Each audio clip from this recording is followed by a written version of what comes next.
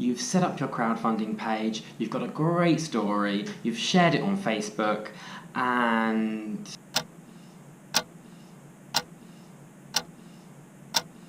let me show you a better way. Welcome to CROWDHACKS.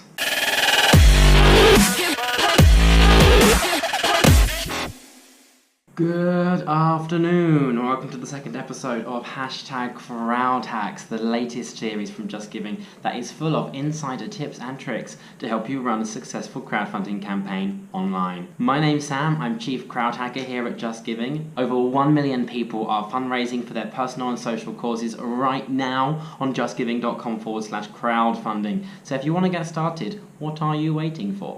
Today we are talking about those first steps. You've set up your crowdfunding campaign, you've shared it on Facebook, and nothing happens. It's a horrible feeling sitting there waiting for the first person to donate, but while you're sitting there waiting, something is happening behind the scenes.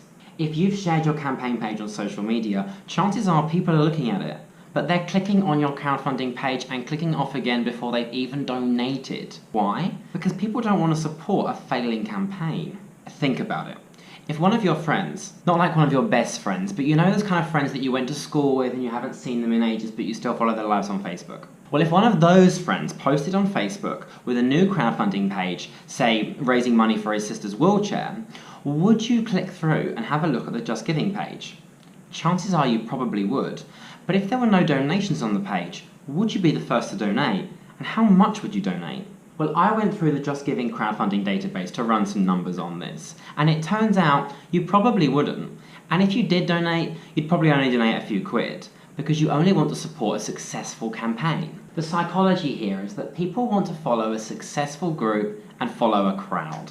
We want to know that we're backing a successful campaign that's well on its way to reaching its target. And you can leverage this by doing what we call in the industry a soft launch. A soft launch is exactly what it sounds like. It's a trial run, a feeder, a pre-campaign before the main campaign. Let me show you how it's done. I'm going to skip the obvious here. You need to set up a crowdfunding page, add your photos, some stories, verify your account, etc, etc. But then don't share it. Resist the urge to share it via Facebook, Twitter, email, carrier pigeon. First things first. You need to identify a small group of potential big-ticket donors. These are likely to be your close friends and immediate family, parents, siblings, that rich aunt who lives in Marbella. Contact them individually, and if you haven't told them about your campaign yet, give them the full sales pitch.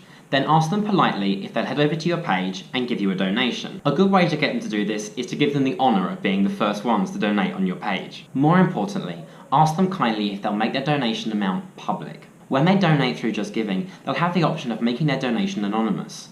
But you want them to lead by example.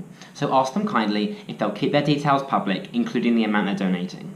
Once you've got a few donations from your friends and family, there's one more step before you go public. Get a donation from a high-ranking member of your organisation. If you work, ask your boss to make a donation before you ask the rest of your team. If you're at school or university, you could ask your course leader or program director. There's a trick to this though. Just make sure the person you're asking to donate isn't the highest ranking member of your organisation. If you ask your boss, for example, they'll want to give a generous donation so they appear generous.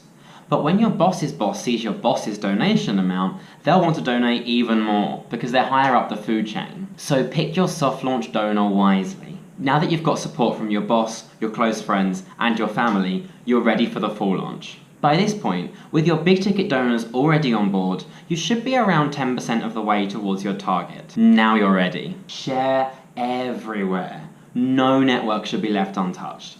Facebook, LinkedIn, Snapchat, even those carrier pigeons. All at the same time with a concise, punchy message and a clear link to your crowdfunding website. Now when that old friend from school sees your page, she's far more likely to donate because others are already leading the pack and she can follow the crowd. And this is what crowdfunding is all about.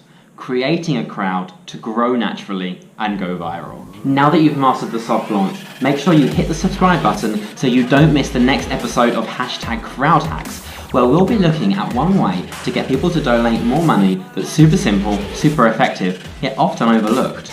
If you're still not sure how to kickstart your crowdfunding, then check out some top ideas over at justgiving.com/crowdfunding/ideas.